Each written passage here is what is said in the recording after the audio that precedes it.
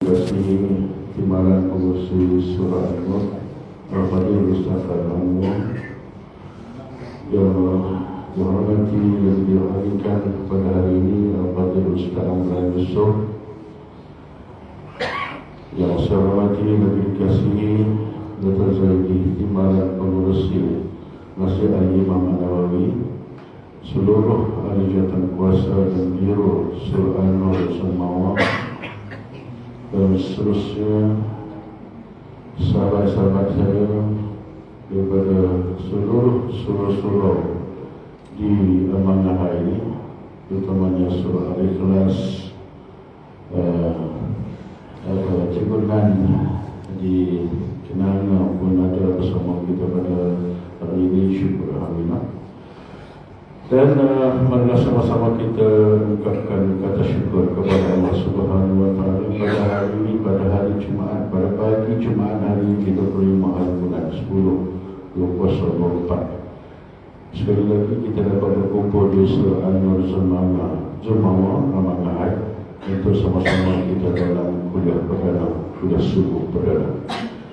Jadi saya selaku pengurusi surah ini, surah An-Nur, melakukan juta terima kasih utamanya kepada Al-Fadhil Ustaz Amran dan kepada semua yang hadir pada hari ini untuk sama-sama kita mendengar intibati kuliah subuh yang disampaikan oleh Al-Fadhil Ustaz. Dan untuk makluman Al-Fadhil Ustaz, surah An-Nur ini merupakan salah satu daripada 14 surah di bawah karya Masjid Al-Imam An-Nawawi, yaitu Masjid Karya Amanah. Jadi dan untuk maklumat tuan-tuan juga, Al-Fadhil Ustaz Amran berasal daripada Bukit Selambau tetapi menetap di Selangor Darul Ihsan. Jadi Al-Fadhil Ustaz balik ke Kedah bermula pada semalam. Ada tempat, ada 10 lokasi untuk menyampaikan kuliah. Jadi alhamdulillah surah An-Nur merupakan salah satu dalam jadual pengkuliah Ustaz yang ada dalam jadual Ustaz pada kali ini. Jadi insyaAllah, pertamanya terima kasih Ustaz kerana hadir, dan insyaAllah mudah-mudahan kita akan dapat jumpa lagi nanti insyaAllah. Jadi saya tak banyak untuk cakap panjang, seterusnya saya dengan segala hormatnya menjemput dan mempersilakan Al-Fadhil Ustaz Amran Yusuf untuk menyampaikan kuliah pada hari ini. Bismillahirrahmanirrahim. أعوذ بالله من الشيطان الرجيم. بسم الله الرحمن الرحيم. السلام عليكم ورحمة الله وبركاته. إن الحمد لله نحمده ونستعينه ونستغفره ونعوذ بالله من شرور أنفسنا ومن سيئات أعمالنا. من يهده الله فلا مضل له ومن يضلل فلا هادي له. أشهد أن لا إله إلا الله وحده لا شريك له وأشهد أن محمدا عبده ورسوله. اللهم صل على محمد وعلى آل محمد. أما بعد. Pertama sekali syukur pada Allah, masih diberi kehidupan baru, tambah lagi satu hari. Moga-mogalah hari tambahan ini menjadi hari yang penuh dengan kemanfaatan, yang menjadikan sebahagian daripada saksi untuk kita terjemahkan di hadapan Allah bagi duduk dalam syurga Allah.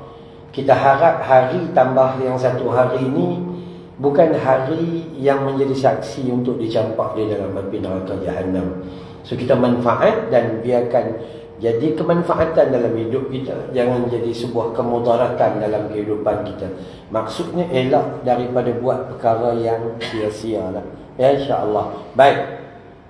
Yudaan terima kasih kepada pengurusi surau, pentadbir seluruhnya lah, AJK, atas kesudian menerima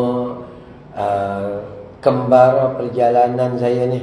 Setiap bulan saya akan datang ke Kedah semenjak daripada 14 atau 15 tahun lepas. Cuma 15 tahun baru sampai hari ni. Tak sampai sebelum ni. Okay, syukur pada Allah. Saya lupi merata-rata juga, alhamdulillah, setiap bulan minggu keempat macam ni lah. Start pada hari Khamis sampai hari Isnin, baru saya balik Selangor. Kebiasaannya ada 9 ataupun 10. So sekali ni ada 10 program. Saya dilahirkan di Bukit Selambau, Kampung Paya Bendang, Batu Belacan, Bukit Selambau. Sekolah di SK Seriwangsa, Bukit Selambau. Kemudian sambung mengaji di SMKA, Sekolah Menengah Kebangsaan dan Agama Al-Masyhur di Pulau Pinang. Kemudian merantau sikit-sikit macam tu je lah, ngajilah apa yang boleh. Hidup kita ni tak boleh jahil, jadi tak boleh tunggu gitu, ngaji mana-mana yang dapat. Jadi insya-Allah pagi ni kita dapat kongsi sama-sama insya-Allah rezeki dengan waktu yang ada ni untuk menambah kebaikan. Tapi sebelum tu boleh tak saya jemput kelompok yang sini dan kelompok yang sini, kita depan sikit boleh? Bagi kita duduk rapat-rapat. Yang perempuan saya tak boleh jemput, jamaah ni. Sila tuan-tuan. Saya suka mengajak perkara macam ni, biar kita duduk rapat di dalam taman syurga, supaya besok kita ada bukti dalam syurga Allah Subhanahu Wa Taala, insya-Allah.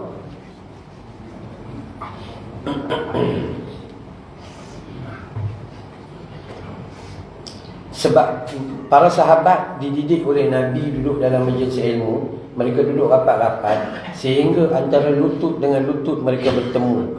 Ada sahabat yang datang lambat tu, tak ada tempat dengan duduk, semua penuh. Semua penuh. Ya, dengan keizinan para Nabi bagi macam tu, buat macam tu, buat macam tu. Kenapa? Sebab Nabi mendidik buatlah amal sebaik mungkin, kerana besok belum tentu kita dapat duduk dalam taman syurga. So buat yang terbaik. Tambah pula hari ini Sayyidul Ayyam, hari yang menjadi penghulu bagi segala hari, yang sangat besar nikmat dan pahala serta ganjaran yang disediakan. Okey, baik. Pada pagi ini saya tak diberi tajuk khas, tapi bila kita jumpa pada waktu pagi, saya teringat apa salahnya kita berbicara tentang kelebihan waktu pagi dari sudut pandangan Islam. Dari sudut pandangan Islam. Sebab kadang-kadang kita pada waktu pagi kita berusaha untuk jadi orang yang sihat. Jogging 10 km, Zumba tu di belakang tu. Zumba, aerobik, begitu beginilah. Paling tidak kita akan mengunjungi Husin Nasi Kandar. Tu pagi tu kan yang lebih kurang macam tu. Tapi kita terleka dan terlupa untuk menambah kebaikan yang diajar oleh baginda Nabi SAW tentang kelebihan pada waktu pagi yang berpandukan kepada kesahihan bukti di dalam agama. Dia bukan sekadar cerita penglipur lara, tapi kita nak mengaji sungguh-sungguh apakah kelebihannya. Baik, berpandukan kepada hadis yang dibawa oleh Abu Wa'il Shaqiq ibni Salamah al-Asadi. Ya, dia kata kami sekelompok para sahabat selepas solat subuh, maka kami ni beberapa sahabat berjalan menuju ke rumah Abdullah ibnu Mas'ud radhiyallahu anhuma. Tuan-tuan biasa dengar, perempuan biasa dengar radhiyallahu anhu, radhiyallahu anha, radhiyallahu anhuma.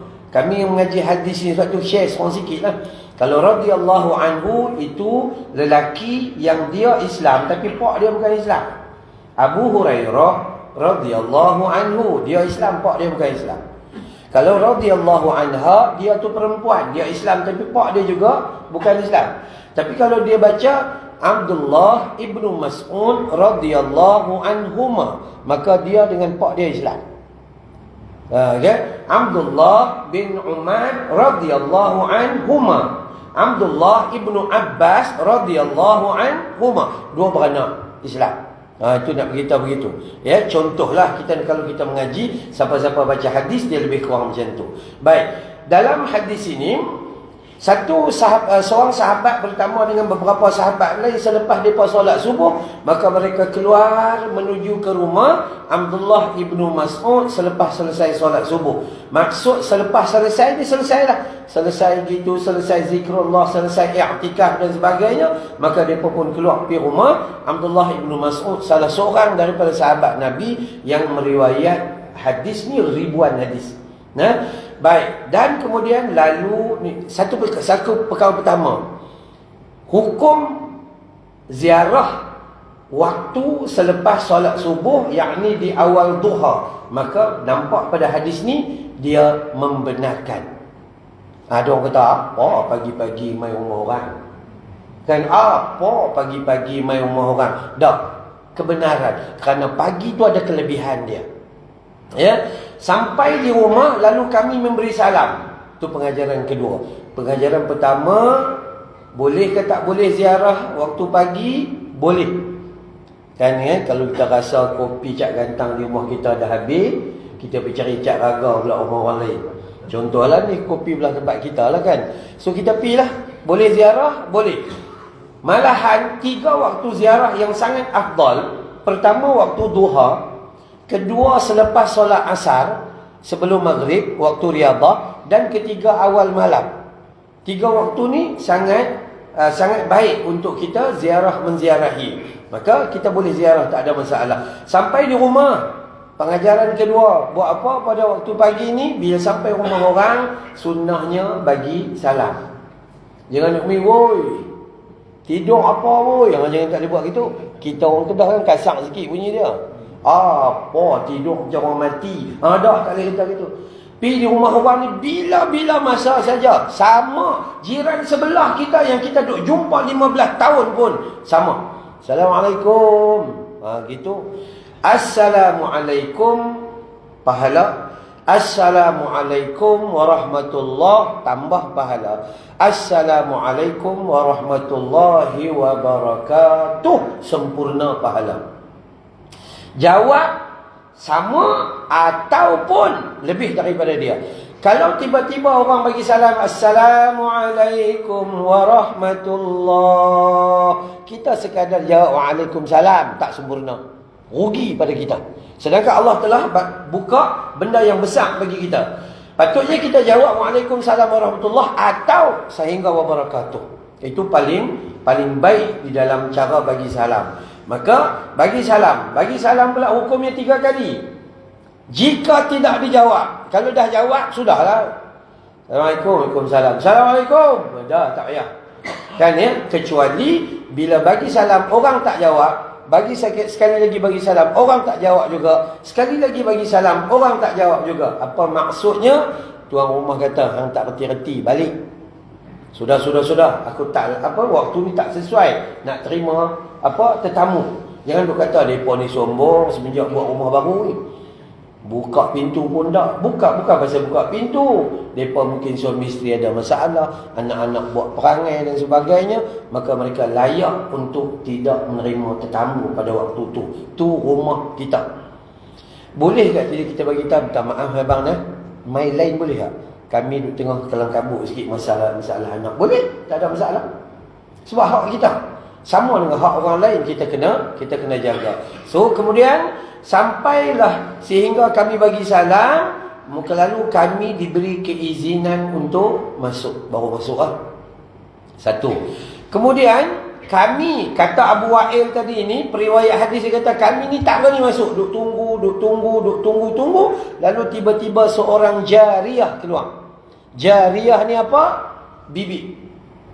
Pekerja perempuan dalam satu-satu rumah. Itu jariyah. Kita panggil bibi lah, kita panggil pembantu rumah lah, apa sebagainya lah. Maka dia tanya tu. Dia tanya pula, jariyah tu tanya, dah diberi keizinan masuk, pasal apa tak mau masuk? Pasal apa tak mau masuk? Nak bagi gambaran besarnya, bila ada tetamu pada waktu pagi, segera panggil dia masuk. Pasal apa? Di sini nikmat besar pada besarnya ganjaran pahala pada waktu pagi. Sebab tu kita nak duduk di dalam taman syurga ni, macam di Kedah kita cuti hari Jumaat ni. Jadi carilah ruang untuk kita buat kebaikan. Lalu kami pun masuk ke dalam rumah. Abdullah ibnu Mas'ud ada dalam rumah. Abdullah ibnu Mas'ud ada setempat je, tapi dia panggil bibi dia pergi tengok dulu, maka jemput masuk. Ya, apa jadi? Maka kemudian kami masuk dan Abdullah ibnu Mas'ud masih berada di dalam rumah di awal duha. Dan kemudian duduk dan bertasbih. Tengah duduk, tengah bertasbih. Maksudnya zikrullah di awal pagi adalah sangat-sangat digalakkan. Ni zikrullah ni kalau kita baca dalam hadis, ni pagi-pagi macam ni.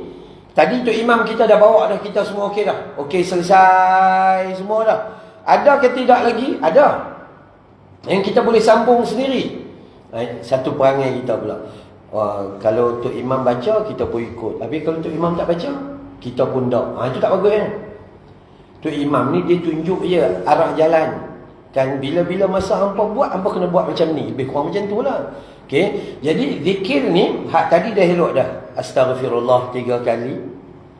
Kemudian la ilaha illallah wahdahu la syarikalah, lahul mulku wa lahul hamdu wa huwa ala kulli syai'in qadir 10 kali. Allahumma antas salam sampai habis 1 kali. Allahumma a'inni ala dzikrika wa syukrika wa husni ibadatik 1 kali. Kemudian sepatutnya lepas subuh paling bagus lagi baca 3 qul. Baca 3 qul. Semalam ada orang tanya di gurun, semalam surah Perwajar gurun.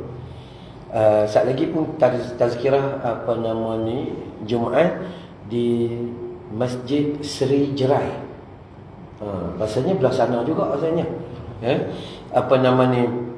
Ada orang tanya, Ustaz, betul ke selepas solat zikrullah Al-Fatihah tu tak ada di dalam hadis?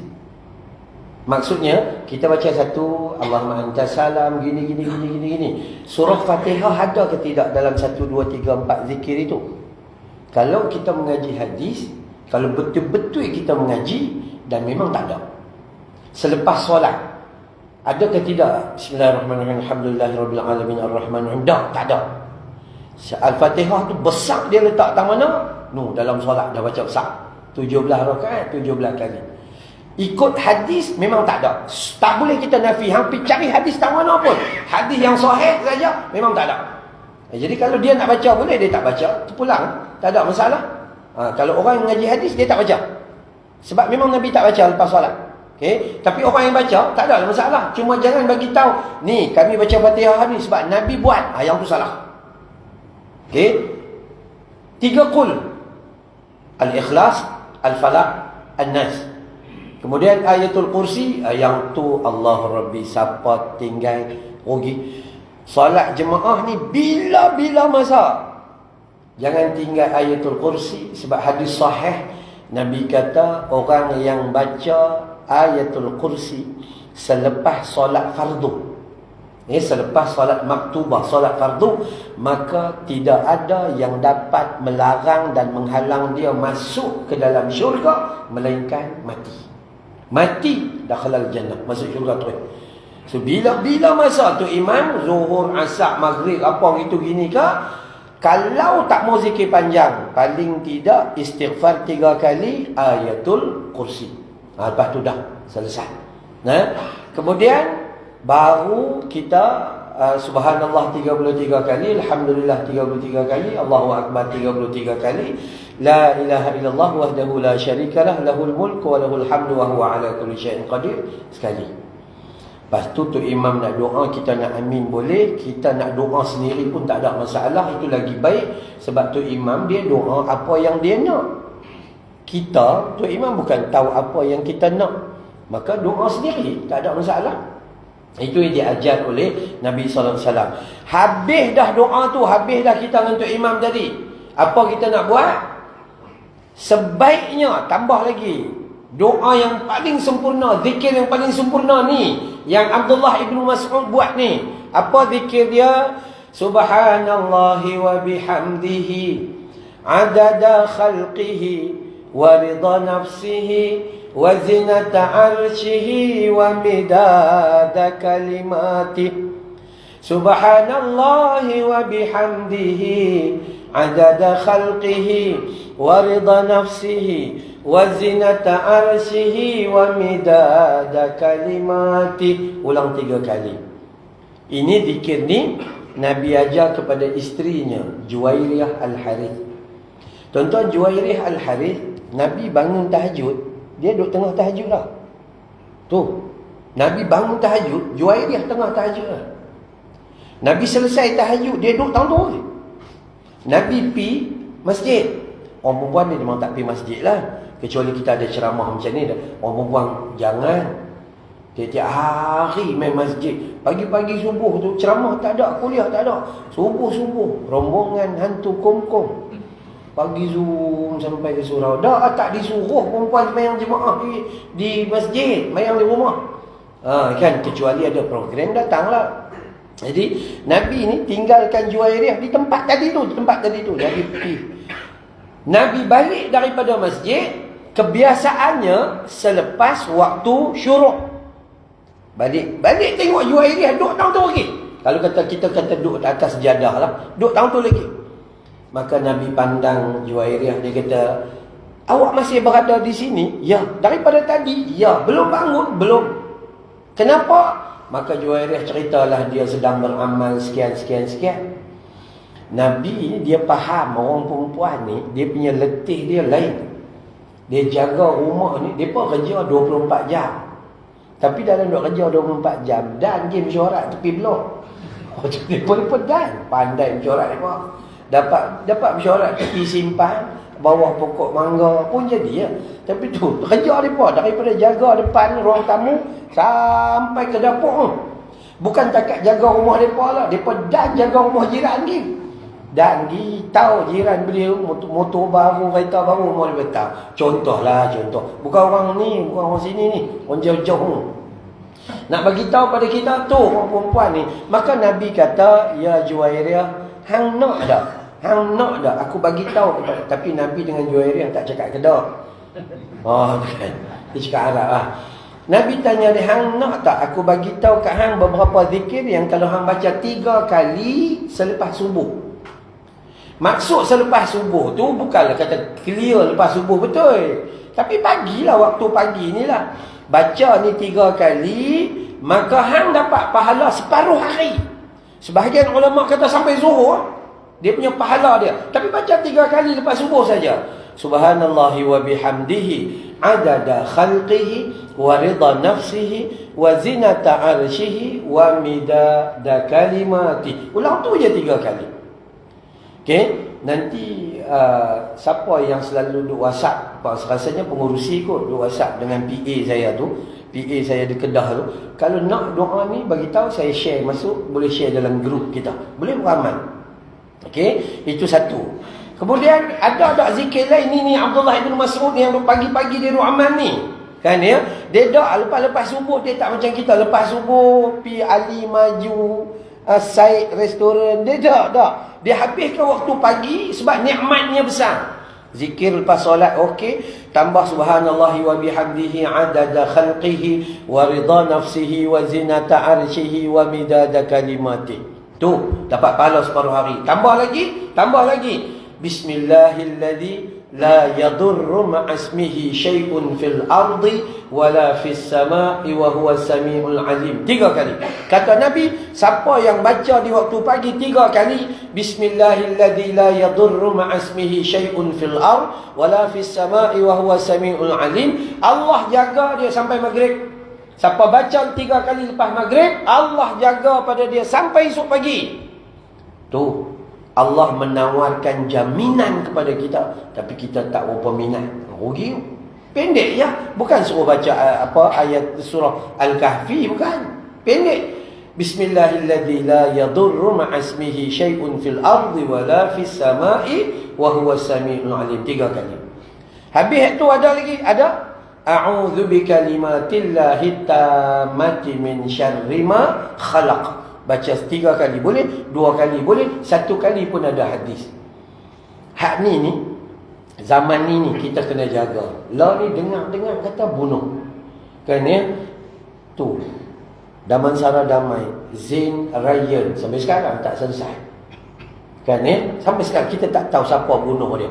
Walaupun dikaitkan dengan mak bapak dia ke apa, itu kita pun tak tahu, mahkamah tak putuskan. Felda Gedangsa, dekat dengan tempat kami di Bukit Beruntung, Selangor. Farah Kartini dibunuh oleh seorang anggota polis pada ketika itu. Kan ya? Dengar-dengar mati, dengar-dengar bunuh, dengar-dengar mati. Nabi pesan kepada kita. Ya, seorang sahabat bagi tahu, ya Rasulullah, apakah doa dan rawatan untuk menjaga keselamatan? Nabi kata, bila awak sampai pada satu-satu tempat, hadis baca lepas ni okeylah. Tapi katalah macam saya daripada Selangor, saya sampai terus di satu tempat istirahat di gurun contohnya. Sampai di gurun tu, di tempat istirahat tu, saya terus baca. A'udzu bikalimatillahi tammati min syarri ma khalaq. Habis malam ceramah di Surau Perwaja, saya terus balik pergi tidur dekat Park Avenue Hotel. Sampai Park Avenue Hotel saja, saya terus baca a'udzu bikalimatillahi tammati min syarri ma khalaq. Sampai pagi ni park kat belakang tu sekali lagi a'udzu bikalimatillahi tammati min syarri ma khalaq. Kenapa? Nabi SAW kata, siapa-siapa sampai pada satu tempat lalu dia membaca doa ini, maka seandainya ada musibah di sana, maka Allah akan menahan musibah itu, tidak akan menimpanya sehingga dia keluar daripada kawasan itu. Orang perempuan, awak nak pergi Aman Jaya Mall, awak nak pergi Econ Safe, awak nak pergi mana, jaga-jagalah ni. Manusia lah, dia punya jahat ni tak tahu nak cakap lah. Jin pun takut yang kita lah. Ya, jin takut. Sungguh jahat, sungguh manusia lah, cukup-cukup jahat. Maka tu doa yang disuruh. Doa disuruh. Ini yang sahabat pi tu, Jariah dia kata, bibik dia kata masuk. Depa masuk saja, tengok Ibnu Mas'ud duduk situ, duduk bertasbih zikrullah. Zikir-zikir yang diajar. Zikir yang terbaik bukan zikir yang kita nak buat, bukan. Tapi zikir yang telah diajar oleh baginda Nabi SAW. Jangan ambil zikir dalam mimpi, apa dapat daripada gunung jerai, apa semua tu tak guna tu. Zikir datang daripada Nabi SAW. Maka kata Abdullah ibn Mas'ud, tuan rumah, wahai sahabat-sahabat sekalian, hampa duk tunggu apa di luar tak masuk tadi? Sampai 2 kali panggil. Maka sahabat-sahabat ni kata apa? Kami ni segan. Pasal apa nak segan ni? Sebab takutlah ada sebahagian daripada ahli keluargamu itu sedang tidur. Waktu apa nama dia? Waktu duha. Kan ya?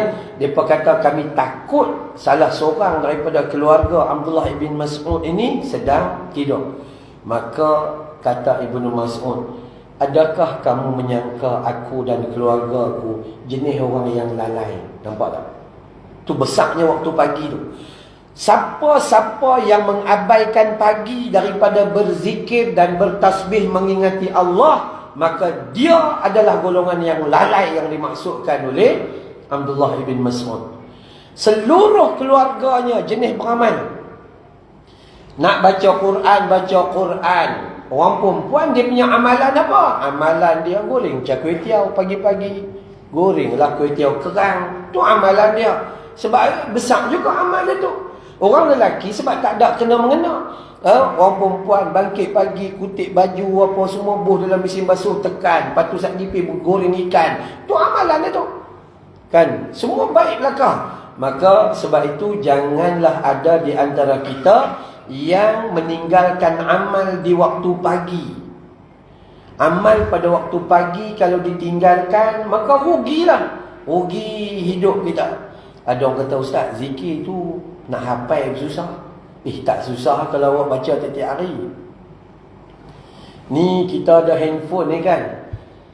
Tengok dekat image, Google image tu, screenshot sikit tak kat depan. Ulang tengok, ulang baca. Lekat kan? Tak ada masalah. Tapi sebab kita kadang-kadang hidup 80 tahun lah. Tidur dengan bangkit tidur 80 tahun lah. Doa tidur tak apa-apa sampai tua. Tu kan? Isyuk. Anak-anak cucu ni bangun tidur, alhamdulillahilladzi ahyana ba'dama amatana wa ilaihin nusyur. Cucu. Tuan umur berapa? 80. Tuan baca doa tidur bacalah ala hati. Padahal Tok Wan tak apa sampai ketua. Tak tahu kita buat apa. Contohlah, bukan cerita yang besar-besar. Cerita tu saja. Zikrullah ni kalau ikutnya kita lama dah, sebab peringkat kita ni dah. Saya dah 54 lah, alhamdulillah. Lahir tahun 1970. Tua dah lah. Cuma nampak putih ni macam 64. Nampak tua lagi. Maka kita jangan buang masa di dalam usaha untuk mendapatkan kemurnian dan kebaikan di awal pagi, dan jangan berada dalam keadaan lalai yang dimaksudkan oleh Abdullah bin Mas'ud, yakni kita tidak merebut peluang untuk buat baik pada awal pagi. Lalai. Sebab tu Allah menyebut dalam Quran, wal 'asr innal insana lafi khusr. Berapa banyak umur yang Allah Ta'ala bagi, kita lalai, buang macam tu. Saya ada sekolah tahfiz, tak besar mana lah. Saya buka 2014, 10 tahun dah. Di Bukit Beruntung. Pelajar perempuan ada 20 orang, pelajar puteri. Pelajar putera ada 25 orang. So 45 orang ni dia duduk asrama. Kemudian pelajar yang ulang alik tu ada 150 orang. Hak ni depa duduk ulang alik, tapi yang ulang alik ni depa belajar Quran, tak hafal lagi. Yang hafal ni duduk asrama. Kalau dia ulang alik memang tak kamu hafal.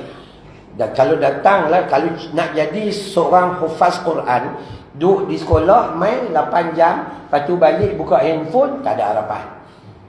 Tak ada harapan. Kalau duduk asrama, insya-Allah lah 7 kelas satu hari dia kena menghadap. Anak-anak tu dia masuk umur 10 tahun.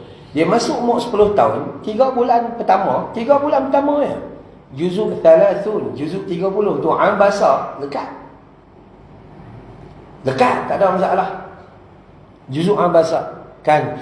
Kalau hari Jumaat macam tu imam baca tadi, tu imam okey dah dia boleh hafal. Kan ya? Apa nama hak tu imam baca tadi tu? Sahnya habis saja juzuk 30 kami bagi juzuk pilihan. Salah satu daripada surah pilihan yang ni depa awal-awal lagi. Kalau duduk di belakang, kalau depa lah sekolah tahfiz, budak-budak duduk ada di belakang tu, imam kata terlupa sikit. Tatajafa junubuhum 'anil madaji yad'una rabbahum. Tu imam pun bini 3. Kadang-kadang dia pun ada masalah. Tu kan ya. Tapi dia tak risaulah sebab budak tahfiz ada belakang. Budak tahfiz dia boleh sambung. Tatajafa junubuhum 'anil madaji' yad'una rabbahum khawfan wa tama'a wa mimma, begini sambung habislah, okey kan? Selesai. Tapi kalau kita duduk belakang tu imam tak dan lupa ni, kita lama dah lupa. Tu kan. Ya, betul. Kami orang Bukit Selambau lah. Orang Sungai Tani ni tak tahulah orang moden. Kami ni orang Bukit Selambau ni orang naif sikit lah. Duduklah estate, campur dengan orang India. Tapi kita di Kedah panggil Hindu tu agama maknanya. Dah kan, orang India duduk dalam estate kan. Lepas tu sebulan sekali ada tayangan filem Tamil, filem Hindustan tu tayangan depa panggil wayang pacak dulu wayang pacak. Satu rombongan kampung pergi tengok wayang pacak. Masjid jemaah dia semua cicak. Betul. Tu kami orang Bukit Selambau dengan Hindustan macam sepupu. Rapat semua. Sebab tu bila kita buka radio lah, contohlah buka radio kan ya, dengar lagu Hindustan, automatik dia main memori tu tahun 70 dia main dah. Kan? Bahar se koi andar na asake. Tu lama. Andar se koi bahar na ja sake. Socho kabhi aisa ho to kya ho. Socho kabhi aisa ho to kya ho. हम तुम एक कमरे में बंद हो और चाबी को जा. Sambung.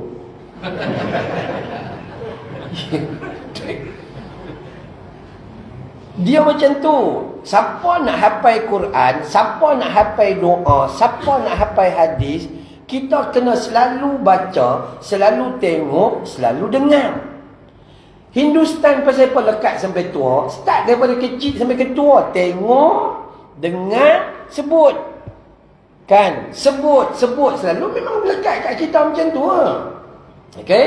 Jadi jangan buang masa, jangan lalai dalam hidup kita Pagi ni siapa abai amalan, siapa abai zikrullah, setiap pagi lah, bukan kita pagi Jumaat ni saja, setiap pagi, maka dia, kata Abdullah ibn Mas'ud, golongan yang lalai. Lalai ni sia-sia lah. Lalai tu ada manusia umur 40 masuk gegar veganza. Di lembah sungai nan indah tu. Ingatkan 60 Maizura An-Nur. Rupa-rupanya umur 60 masuk kilauan emas. Otai masih berdosa. Ya, ku tanam selasih. Tu dia lupa esok lusa dia kena tanam. Tu diri kita lah, jom kita mengaji untuk kita naknya. Kadang-kadang kita leka. Kalau nak ikut tanda mati banyak dah. Cek kecil manis 17. Darah tinggi 180. Gaut ni dua-dua. Laki bini mengesot.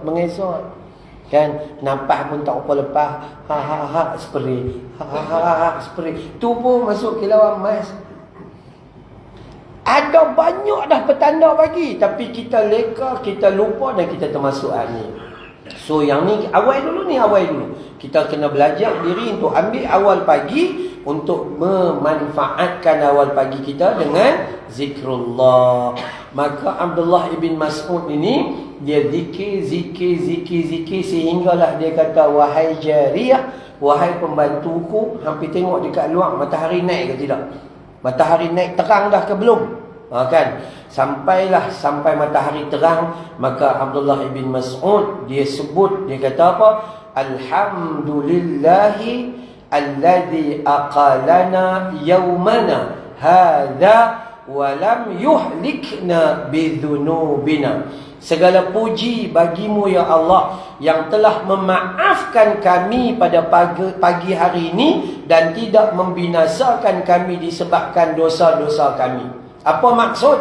Maksud Abdullah bin Mas'ud, kita bersyukur Allah maafkan. Maksud maaf tu apa? Walaupun semalam Allah kita buat dosa, tapi hari ni hidup lagi. Malah hari ni mampu untuk berzikrullah kepada Allah Subhanahu wa taala. Dan juga Allah mengampunkan dosa kita. Dalam keadaan dosa ni, ambil wuduk Allah ampun dosa, ziarah orang pun Allah ampun dosa dan sebagainya. Maka ini hadis riwayat Imam Muslim. Ni bab 1. Jangan abai untuk memperbanyakkan zikrullah, yakni selepas solat subuh. Kita ni alhamdulillah duduk dalam majlis ilmu. Majlis ilmu ni nama dia majlis zikrullah, mengingati Allah. Baik, itu yang pertama. Tuan-tuan perempuan kalau ada soalan, angkat tangan dan terus tanya.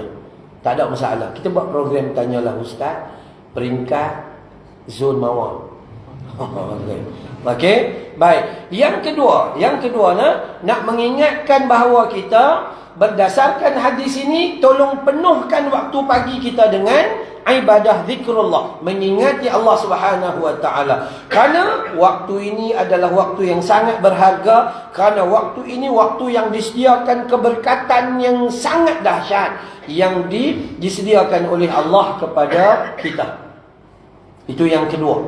Yang ketiga, sewajarnya kita menggunakan waktu pagi dengan sebaik mungkin. Pasal apa? Tuan-tuan kenal Jin Samsudin, pengarah filem terkemuka dan pelakon hebat, anak murid kepada P. Ramlee. Jin Samsudin buat banyak filem dan saya suka 3 filem buat peringatan kita. Salah satu filem kita atuk satu-satu. Salah satu filem dia buat adalah Esok Masih Ada. Esok Masih Ada. Jangan pernah putus asa untuk bertaubat kepada Allah Ta'ala. Jin Samsudin P. Ramlee ni ahli sufi. Mereka tersirat. Mereka buat sesuatu mesti ada pesanan kat kita. Cuma kita lah tengok gelak. Bukan dapat apa. Tu kan yang tu je. Tak, dia ajak pada kita.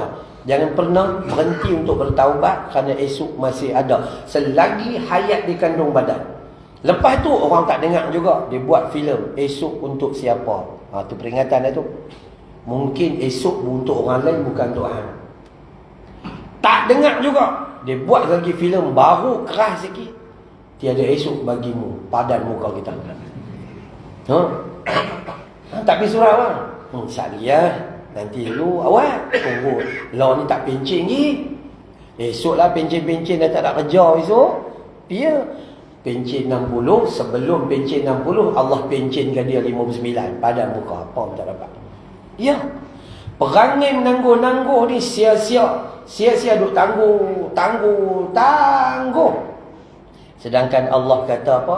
Wasari'u ila maghfiratin min rabbikum wa jannatin 'arduha as-samawati wal ard u'iddat lil muttaqin. Ya, bersegeralah kamu kepada keampunan Allah, kepada syurga yang seluas langit dan bumi. Itu hadiah buat orang yang bertakwa kepada Allah Subhanahu wa taala. Malangnya kita hidup ni kadang-kadang sebahagian daripada kita, bukan kita semualah, sebahagian daripada kita banyak buat perkara yang tak ada faedah. Apa dia? Lepas sembahyang subuh bagi-bagi salam, tak ada istighfar. Lompat teruk naik atas katil, tidur bunyi kerong. Sia-sia. Sebab ketika keberkatan sedang diturunkan oleh Allah Subhanahu wa taala tapi kita tak mau. Yang tu rugi. Ya. Ada orang berada dalam kemalasan dan sebagainya. Dia macam ni tuan-tuan. Kalau kita nak belajar macam mana Nabi ajak supaya kita cergah waktu pagi. Mengaji satu hadis riwayat Imam Muslim, banyak hadis tu, riwayat-riwayat tu banyak, sahih. Waktu kita nak tidur, kita kena tengok hadis. Nabi kata, semua orang yang tidur, dalam keadaan dia tidur itu, setan belit kita dengan 3 belitan. 3. Tidur tu, setan dodoi kita pula tu. Tidurlah, malammu masih panjang. Ikat satu ikatan, dodoi. Tidurlah. Tu setan. Sedap suara dia. Tidurlah wahai permaisuri. Tu sampai pukul 8 baru jaga. Ni ikat 3 ikatan. Sehinggalah ketika mereka terjaga lalu mereka menyebut nama Allah. Maksudnya berzikrullah dengan doa. Jaga-jaga. Alhamdulillahilladzi ahyana ba'dama amatana wa ilaihin nusyur. Terputus satu ikatan. Dan kemudian mereka bangun lalu berwudu. Terputus ikatan kedua. Lalu mereka solat. Sama ada solat tahajud maupun solat subuh. Maka terputuslah ikatan. Maka hari itu bebas daripada ikatan syaitan. Bayangkan kalau orang yang tak solat subuh. Dia dengan syaitan bukan sepupu adik-beradik. Tu, jadi kena jaga. Maka kalau kita ikut sunnah ni, insya-Allah pagi kita akan jadi elok dan akan penuh dengan aktiviti, buang daripada sifat-sifat yang malah-malah dan sebagainya. Al-Imam Ibnu Qayyim rahmatullah alaih. Dia kata tok guru aku Syekhul Islam Ibnu Taimiyah.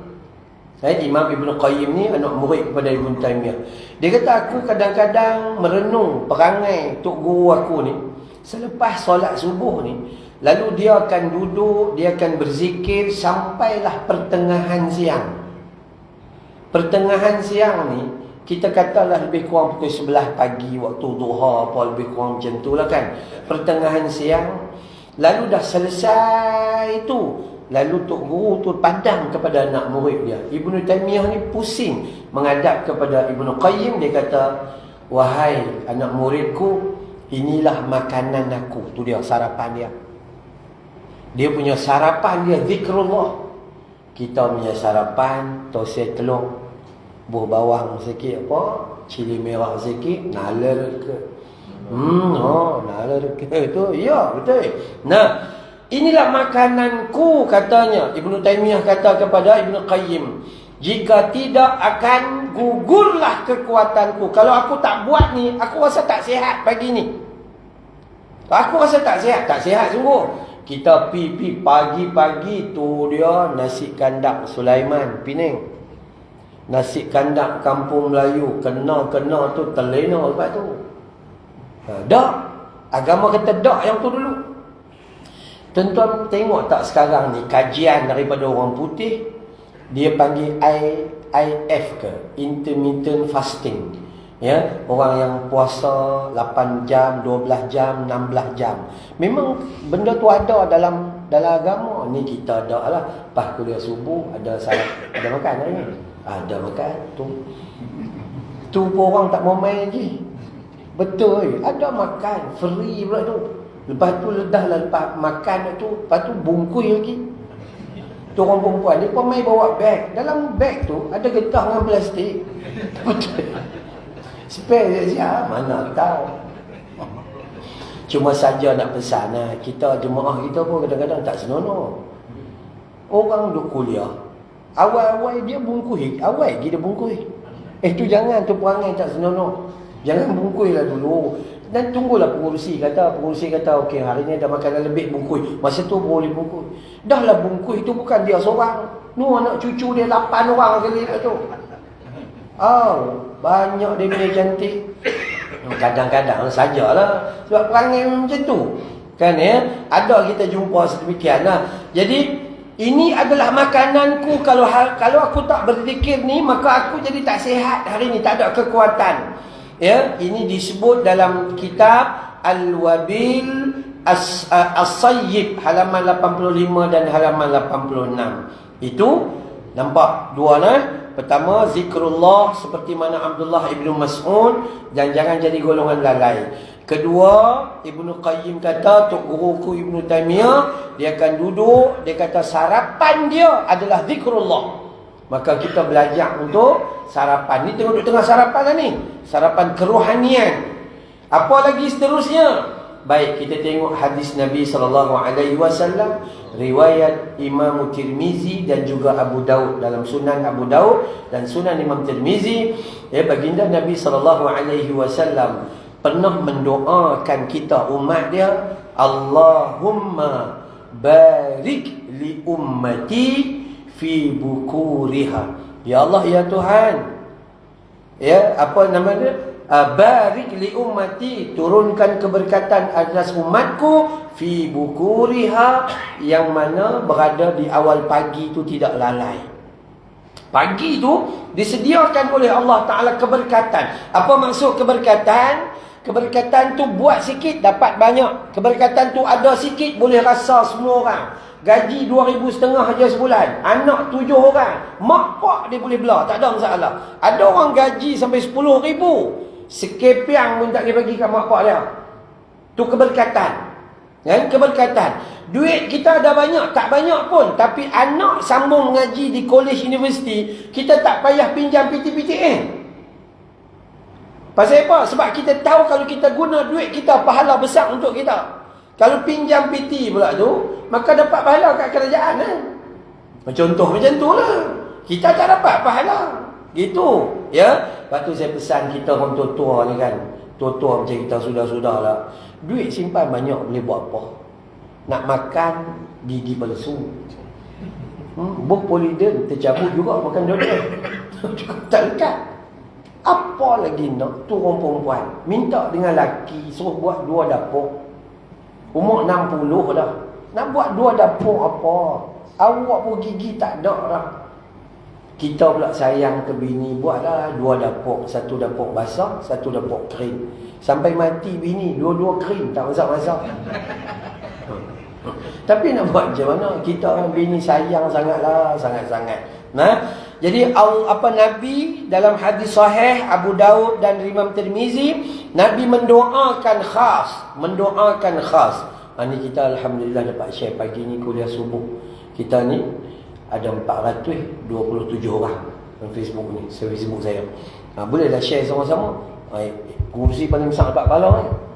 Share banyak. Mereka tak tahu kat luar ni ada 547 orang. Mereka 400 ya. Okey.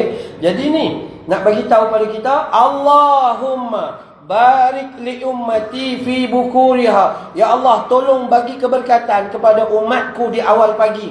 Jadi lepas subuh tu cari perkara yang manfaat untuk kita buat, maka Allah akan bagi kepada kita apa dah? Keberkatan. Sesuatu yang di luar daripada perkara biasa. Apa lagi?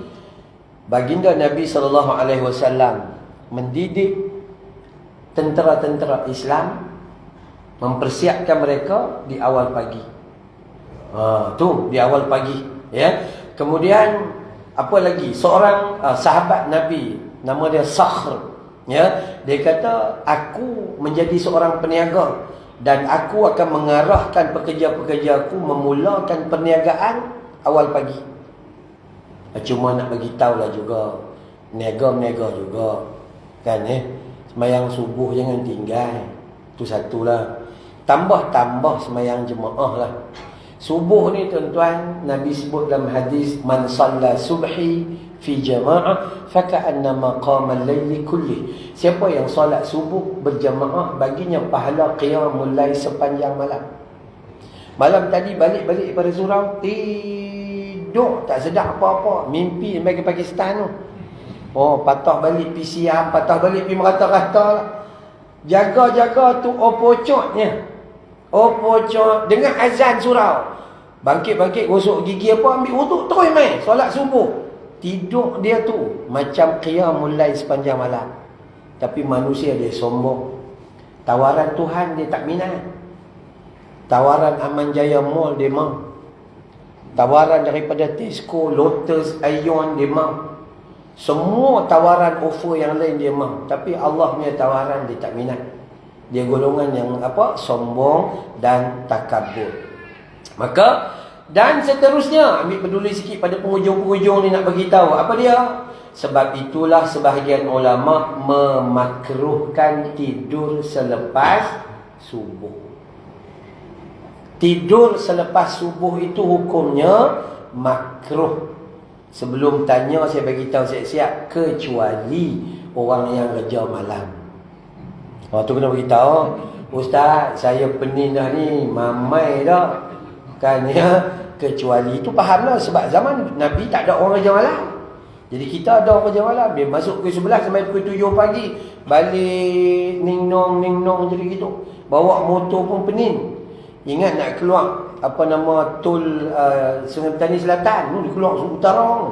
Silap, mengantuk. Tak apa, yang tu tak apalah. Ya, itu pun sebahagian ulama mengatakan mulakan dulu dengan zikrullah sekejap, apa gitu gini, masa lepas tu pergi tidur. Tak apa. Tapi kita hak tidur malam ni, yang tidur malam ni lepas subuh jangan duduk semua tidur. Tidur kerja kita. Tu cukup lah. Tambah-tambah kita yang dah pencen tua-tua ni, sudahlah. Dulu masa muda kerja kita tidur ya. Pantang, tambah khutbah Jumaat, masuk syahid terus, tunduk syahid, pakat jadi syuhada belakang. Tu kan ada dia main awal dia tahu dah, surau dekon kan, lega lah nak dia cari tiang elok menyandak tegak macam ni, tak kan bunyi kerong tu. Dah lah surau tu main seminggu sekali. Kan, dia main tidur pula tu. Dah, hak ni kita kena jaga sungguh. Jangan, seboleh mungkin, bukan kata haram lah, jangan salah faham. Tidak haram tidur selepas subuh, bukan. Tetapi makruh. Apa maksud makruh? Jangan pakai orang Melayu punya perangai. Orang Melayu kata, itu orang Melayu wajib buat dapat pahala, tinggal berdosa. Sunat buat dapat pahala, tinggal tak ada apa-apa. Akhirnya tinggal sampai ke mati, tak ada apa-apa. Bukan. Sunat buat dapat pahala, tinggal rugi. Ustaz, saya tanya, ni saya baru habis bengkel di Risda, bengkel klinik solat. Start pukul 8 pagi sampai 5 petang. Risda, Jalan Ampang, HQ. Ya. Dekat ada 120 orang staf terpilih lah untuk duduk dalam dewan tu. Jadi ada di antara kata, Ustaz, saya tak baca doa iftitah dalam solat. Dia tak baca, Ustaz, sebab sunat. Akhirnya menyunat sampai ke mati. Tu rugi tu. Makruh. Apa hukum makruh? Makruh, dia kata tinggal dapat pahala. Buat tak ada apa-apa. Buat jugalah. Sedangkan dah tinggal dapat pahala. Buat Nabi tak suka. Makruh ni Nabi tinggal. Itu makruh. Maka seboleh mungkin jangan tidur selepas subuh, melainkan dah masuk waktu duha sikit, kita cari ruang, tak apalah, zikrullah kita dah selesai dah, lepas tu kita boleh.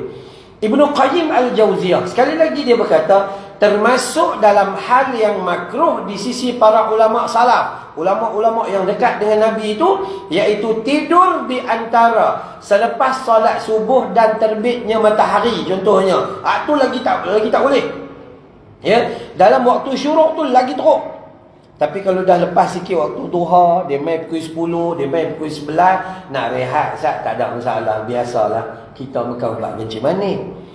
Ubat kencing manis ni buh masuk, lepas 20 minit menguap 20 kali.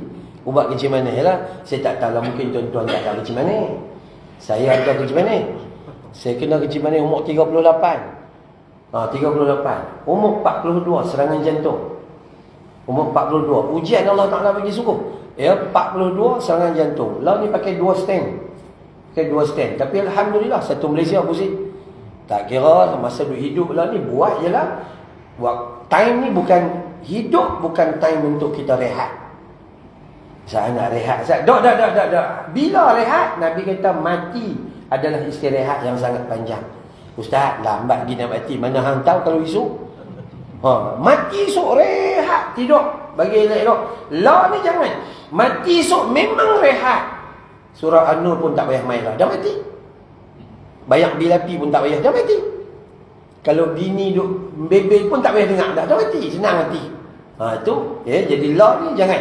Maka seboleh mungkin jangan tidur di awal pagi. Terutama kata Ibnu Qayyim, lepas sembahyang subuh sebelum syuruk. Syuruk naik matahari kan. Waktu syuruk tu maka yang tu elok tunggu suruh. Tapi kalau selepas itu dah masuk waktu duha, buat duha sikit apa lebih kurang. Ni satu juga. Duha tu salah satu daripada zikir pagi. 2 rakaat cukup Ustaz, Nabi buat berapa? Maksimum 8. Tu hadis sahih. Yang 12 tu hadis dhaif.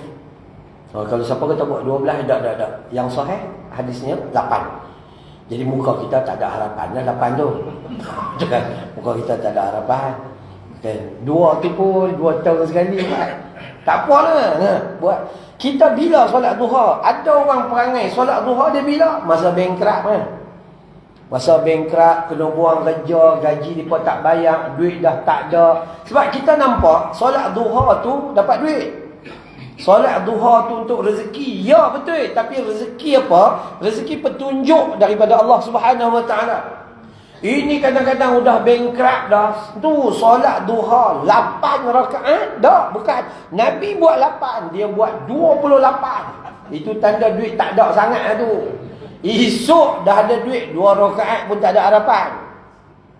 Laki bini bergaduh, dua-dua sembahyang tahajud, takut cerai, takut jadi Fatah Amin dengan Fazura. Takutlah kan. Ya Allah tu. Takutlah, bukan main solat tahajud minta pada Allah. Esok dah jadi elok makan bersuap, dua-dua bukan tahajud, terkejut. Saya nak pesan dengan orang perempuan, tak payahlah ambil berat sangat dengan artis. Masa mereka kenuri hari tu pun tak panggil hampa pun. Ya, terhegeh-hegeh kita. Ustaz, saya ni sian ni pak. Tambah-tambah dengan Fatah. Boy. Laki hang sampai patah-patah tu. Dah, sungguh. Kita ni, jiran kita ni panggil kenuri berlambak-lambak. Kan, ada hampir bagi hadiah pi apa, tak ada harapan dah. Ingat pun dah. Kan, bungkui berlambak-lambak. Tak ada lah.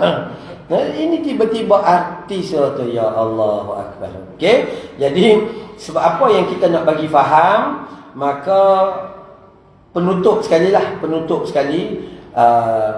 kita kena faham dalam riwayat yang sahih. Ada di dalam kitab Zadul Ma'ad. Zadul Ma'ad ni Ibnu Qayyim Al-Jauziyah. Hadis riwayat daripada Abdullah Ibn Abbas radhiyallahu anhuma. 2 beranak Islam. Dia kata ketika dia melihat salah seorang daripada anak dia tu tidur di awal pagi. Lepas subuh pun tidur. Ya? Maka dia sendiri kata dengan anak dia, "Qum, bangun.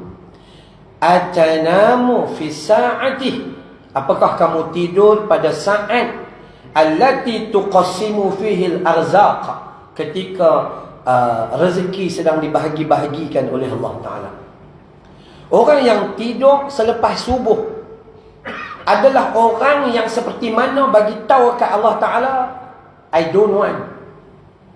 Ni nak bagi rezeki, I don't care. Cakap orang putih dia. Tak mau, aku tak mau. Orang tu tak bersedia untuk menerima rezeki daripada Allah Ta'ala. Tapi dia komplain, duit dia tak cukup. Minta maaf tuan-tuan. Saya juru cakap kepada Global Ihsan Relief Malaysia. Hantar bantuan ni, ya, satu dunia kepada orang miskin. Bukan luar negara saja, ni dekat Malaysia. Kadang-kadang kita pi rumah orang ni, rumah orang miskin. Kita bagi tahu dah kita nak pi pukul 10 pagi. Tidur tak bangkit lagi. Kan? Tidur tak bangkit. Bukan kita marah pasal miskin. Sebab miskin itu adalah keadaan yang Allah dah bagi. Tapi kita tu kena berubah sikap. Bukan tak pi. Pi bagi tahu kita nak pi. Malah kita bagi tahu pula ni, raja muda nak turut serta. Dia fikir apa raja muda, raja tua. Ya. Hang dah tahu orang nak pergi rumah, hang sapulah halaman sikit. Ni kita nak masuk rumah mereka ni, Allahu Rabbi, lalang ni sampai dekat ni. Ni nak pergi rumah siapa ni? Lah bukan susah lalang tu pegang ambil barang beru mau dengan tak maunya. Itu kelemahan kita. Kan ya? Sebab tu kadang-kadang bukan semua orang miskin macam tu. Rumah orang miskin ada yang kemas. Dia tak perlukan kekayaan pada hakikatnya. Ya, ada yang kemas. Tapi kita nak bagi tahu gitu, kata Abdullah ibnu Abbas radhiyallahu anhuma, Abdullah ni sepupu Nabi. Abbas tu pak saudara Nabi. Ya, dia bagi tahu kepada anak dia, "Qum ya bunai, wahai anakku, qum, bangun. Atanamu fi sa'ah, adakah kamu tidur pada saat allati tuqassimu fihi arzaq, di mana Allah sedang membahagi-bahagikan rezeki? Apa kamu tak mau terima ke?" Ini hadis ini disebut dalam kitab Zadul Ma'ad oleh Ibnu Qayyim Al-Jauziyah. Wallahu a'lam. Moga-mogalah hari ni kita mula dengan baik, kita sambung esok pagi pun buat baik juga. Elak daripada tidur. Paling besar, jangan tidur lepas subuh sebelum naik matahari. Paling besar, elak terus. Lah ni subuh kita pukul apa? Mana subuh? 5.54. Syuruk 7.3 minit. Daripada time tu sampai 7.3 minit, jangan duk nganga, au menguat. Dah lah kadang-kadang solat pun mula takbir Allah. Tu. Tak baca Quran ni. Baca Quran 3 ayat menguat 16 kali. La ilaha illallah. Kan? Kalau betul kita nak tidur sekali lagi, pilah semayang duha apa 2 rakaat lebih kurang, ambil masa tengok anak bini ke apa, pergi tengok apa bentuk, nak beli roti canai telur ke, bagi keluarga, lepas tu tak apalah kalau nak rehat. Tak ada masalah, ya. Insya-Allah moga-moga kita digolongkan oleh Allah dalam golongan yang beroleh keberkatan di awal pagi seperti mana yang didoakan oleh baginda Nabi sallallahu alaihi wasallam. Wallahu a'lam. 1-2 soalan silakan kalau ada.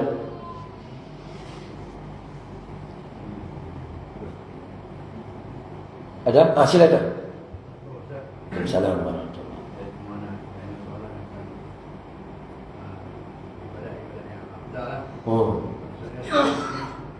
Kami di sini kalau lepas Isyak ni kita baca surah Mu. Okey. Dia selalu lepas Isyak ni. Tapi kita baca Fatihah, baca kursi. Ada pun baca surah Mu. Zikir 33 kali tu. Baru kita dapat kan. Kalau Mu tu pun surah. Saya nak tanya, afdalnya dah ambil tadi Rasulullah dia zikir 33 kali tu. Okey, baik, cantik soalan tu. Sebahagian hadis, cerita hadis sahih nah, kita yang mengaji hadis kita boleh nampak Nabi kata yang paling sahih sekali, siapa yang membaca surah Al-Mulk dan membaca surah As-Sajdah, atau membaca dan atau waktu malam surah Al-Mulk atau surah Sajdah, maka dia beroleh keampunan besar disediakan oleh Allah untuk diri dia. Okey, itu satu hadis yang sahih. Hadis yang lain, hadis yang mengatakan al-mu itu menjadi pengelak daripada azab kubur. Maka yang ni ada perbincangan. Ada yang menghasankan dia, ada yang kata baik, ada yang kata siqah boleh dipercayai, tapi ada yang mengatakan dhaif. Tapi saya menerima hadis tersebut. Kita terima bahawa bacaan al-mu diamalkan pada waktu malam sebelum tidur contohnya. Okey, baik.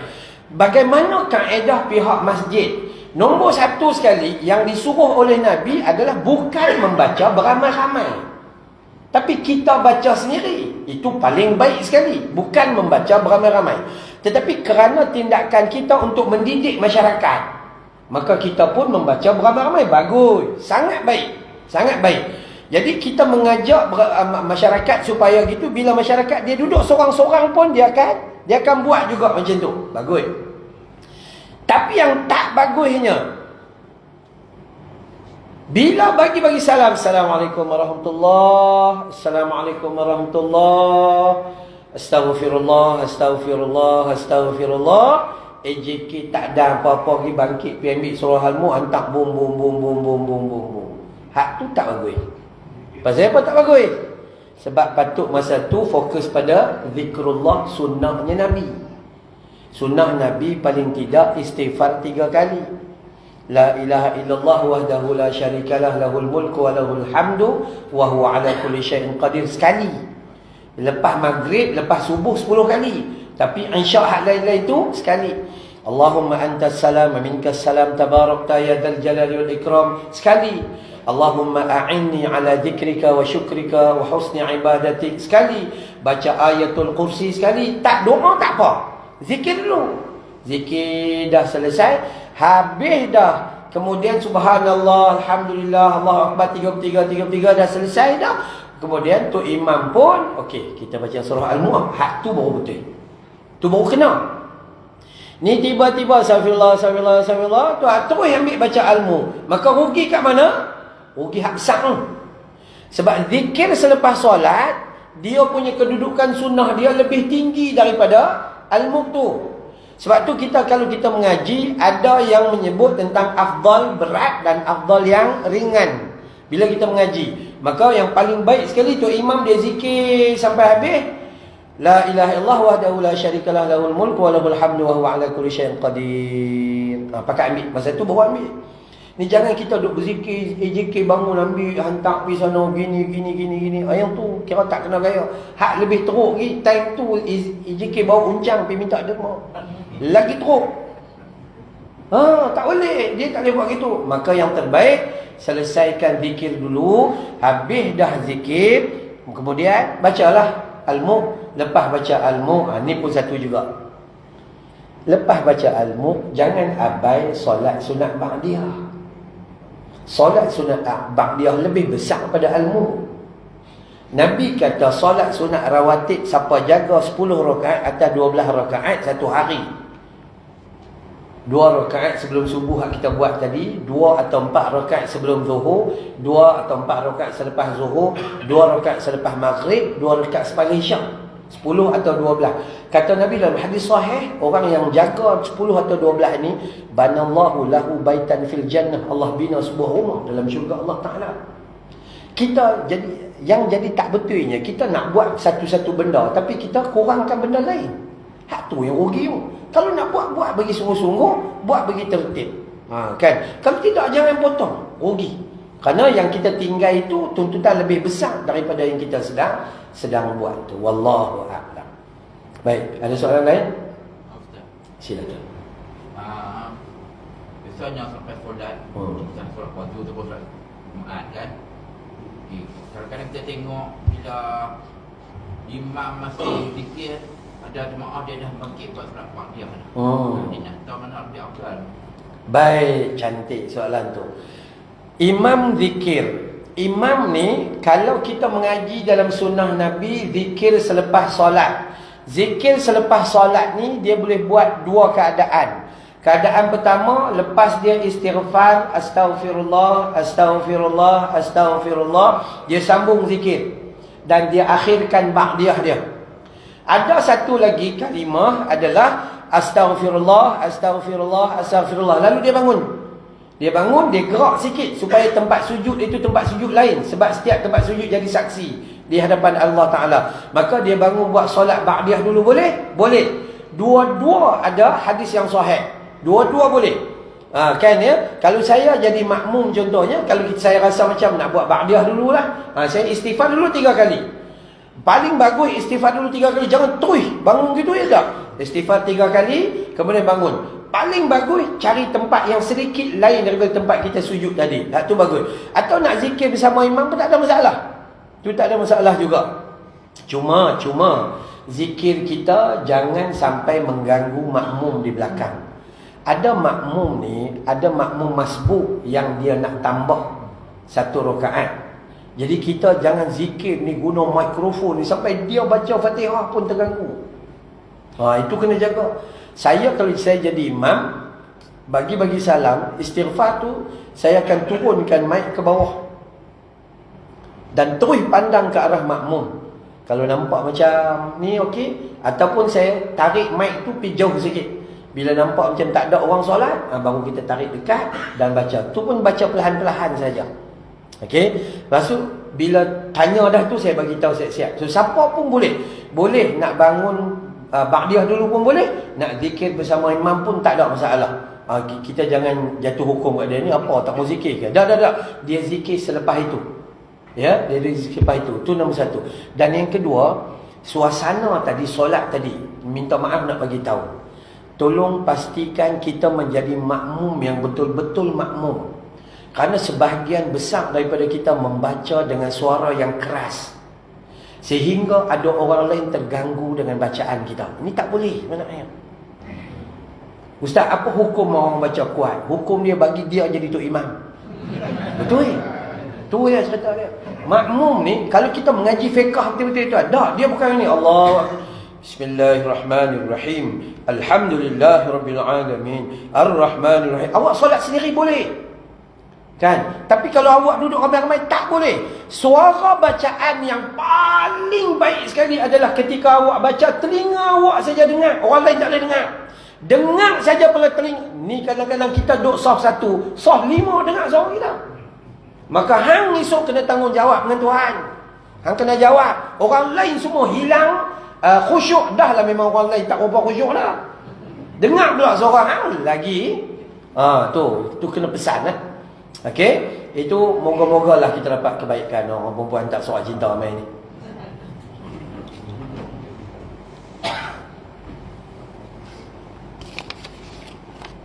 Tanya sikit-sikit juga, yang tanya banyak lah. Pak pun ni. Tolong jelaskan kelebihan solat sunat isyraq.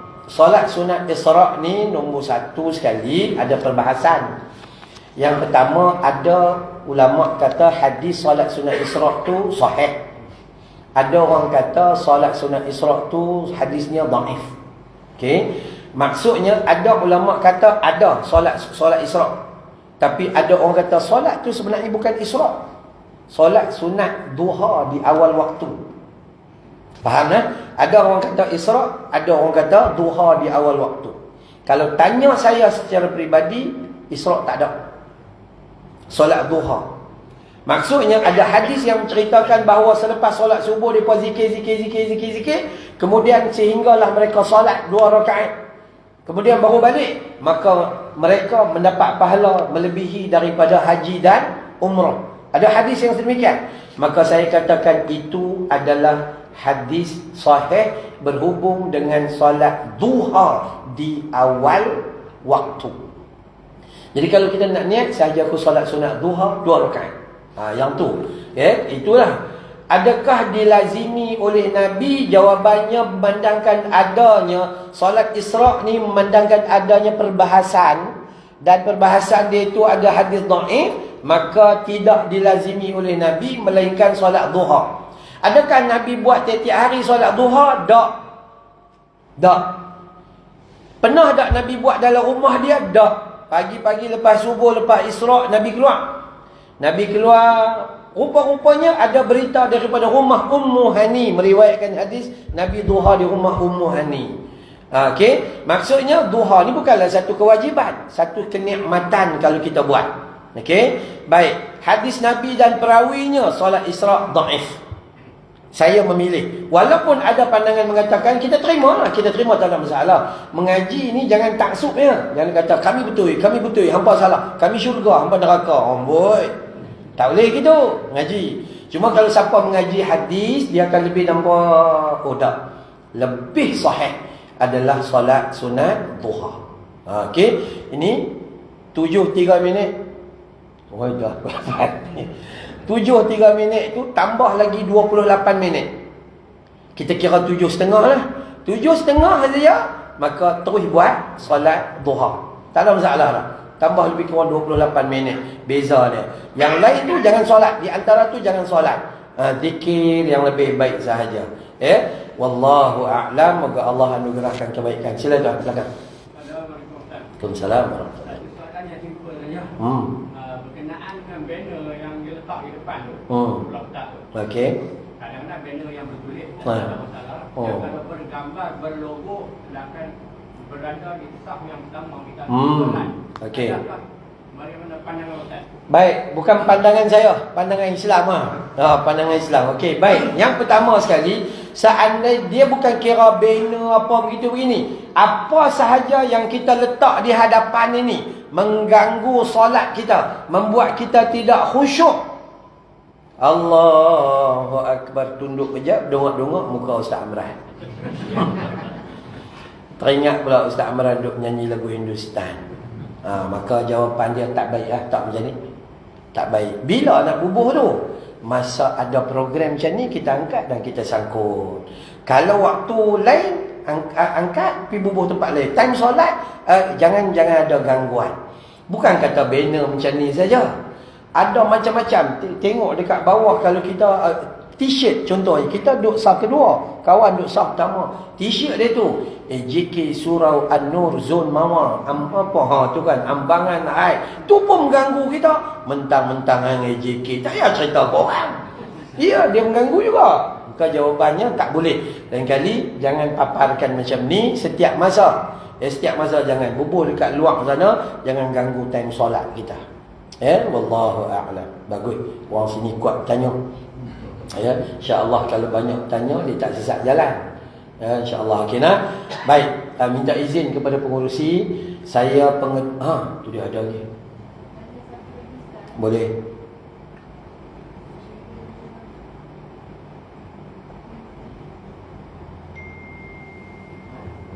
Hilang. Tengok muka Ustaz Ainza.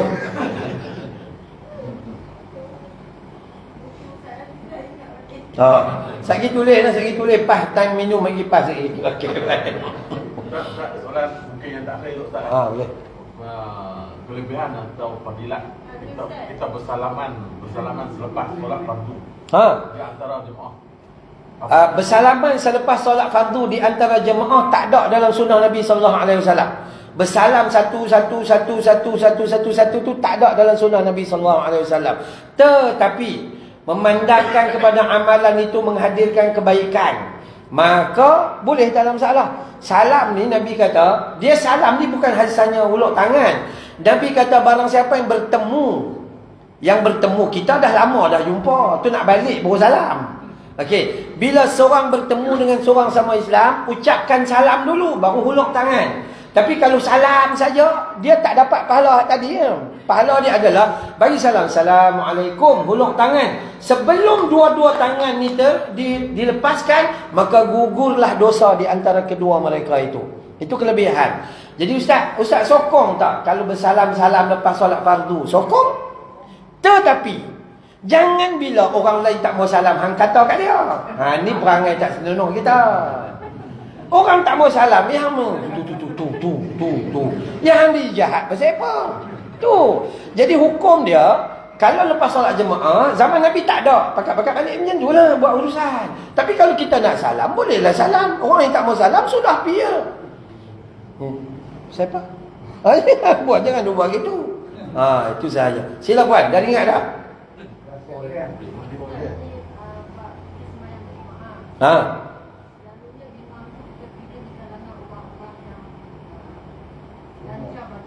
Ya. Dia ada keadaan di mana apa yang menjadi imam dia tajwid dia tak betul, bacaannya tak fasih, sedangkan orang lain yang menjadi imam tak dilantik. Jadi bagaimana kedudukan macam tu, Ustaz? Dan perkara ni dah berlaku lama. Okey. Dan jemaah di situ tak ada yang nak menyuarakan. Okey. Menyuarakan tapi tak ada yang mendengar. Jadi macam kita faham bab semayang ni memang dia akan masuk lain semayang juga. Jadi kita terpaksa lari daripada Tempat tu lah. Okey, faham. Baik. Di dalam solat jemaah, imam ni syarat utama dia, yang pertama sekali paling menguasai bacaan Quran. Menguasai tu bukan kata suara dia sedap, tu imam kita suara sedap. Bagus, tu kelebihan, bonus. Tu. Tapi bonus tu kena share kat orang lain lah, jangan awak seorang yang dapat. Kenalah mengajak orang lain. Tu satu. Ya, paling menguasai Quran. Yang kedua, paling menguasai sunnah Nabi sallallahu alaihi wasallam. Ya, yang ketiga, paling awal masuk Islam. Kita semua awal masuk Islam, lahir dari Islam lah. Yang keempat, paling awal berhijrah. Berhijrah tu daripada tempat ke satu tempat Dan yang paling dia maksudnya dia penduduk setempat, paling awal berhijrah. Dia orang sini. Kalau saya tak boleh jadi imam, tak afdal. Dan yang kelima, paling tua di antara kita. Saat lagi Zuhur, tengok siapa yang paling tua kali Zuhur. Ya, betul. Itu baru sunnah. Salah satu yang paling utama, baca Quran. Paling menguasai. Tiba-tiba pula tu imam kita ni, dalam ramai-ramai ni, dia celapak pergi ke depan. Bismillah. Awal-awal dah salah lah. Kan? Alhamdulillahi Rabbil Alamin. Bila yila. Tak ada. Tu kan. Sedangkan macam kakak kata, sedangkan orang lain ada lagi yang bagus bacaan dia. Persoalan dia pasal apa? Persoalan dia macam ni. Hang tahu, hang punya bacaan Quran itu tak bagus pasal apa hampir depan? Nombor satu. Yang belakang, hang tahu, hang punya bacaan lagi bagus pasal dia, pasal apa hang biar dia pergi ke depan? Dua-dua kena. Ya, patut gitu. Nak lantik jadi tu imam, kena ada syarat dia. Itulah syarat hadis Nabi. Menguasai Al-Quran.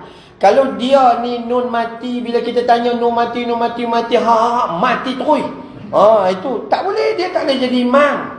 Sebab tu makmum diberi ruang untuk berubah tempat. Tetapi AJK masjid dengan surau pun, bila orang bagi cadangan, jangan kata orang tu dengki, bukan. Bila ada cadangan, kena sedar bahawa kita manusia banyak kelemahan. Bila ada orang tegur tu tanda orang sayang. Maka terima saja, perbetulkan keadaan, apa nak susah. Cek di antara AJK. Dia ni tak boleh. Pesan dia, hang jangan jadi imam. Dah betul. Jangan jadi imam. Ni kita ada ustaz berapa banyak. Kan ada, dah ustaz. Dia ni pakai jubah.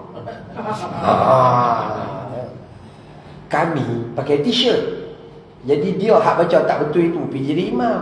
Tu saya kata, ni jubah ni jangan duk bangga sangat. Abu Jahal pakai jubah masuk neraka. So jangan ni ke. Okey. Saya kadang-kadang pergi surau dekat rumah, saya pakai t-shirt je. Pakai seluar macam biasa saja. Tapi depa nampak ya ustaz jadi imam. Saya pakai t-shirt ni, tak apa ustaz, kami faham dah. Kalau ikut hantar pula Tok Sia ni pandai buat teh tarik.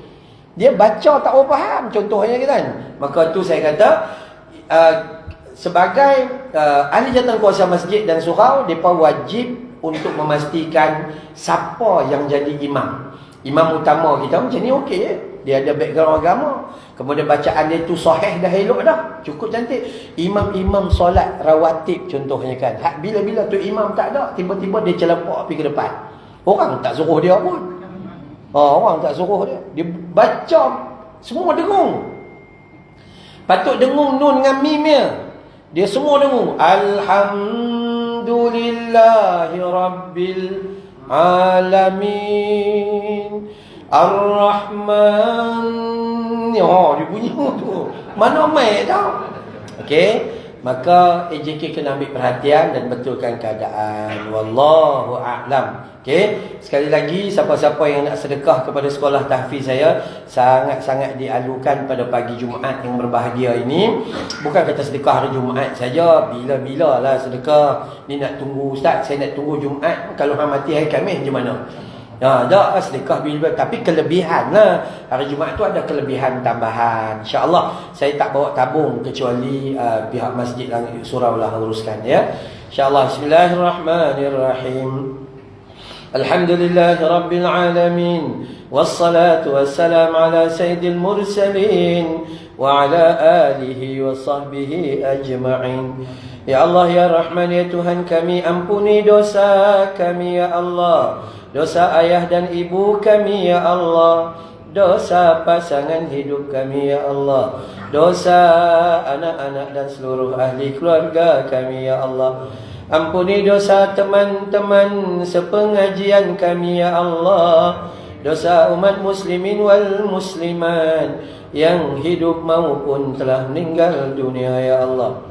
Bantu kami dalam kami mengingatimu ya Allah. Bantu kami dalam kami bersyukur padamu ya Allah.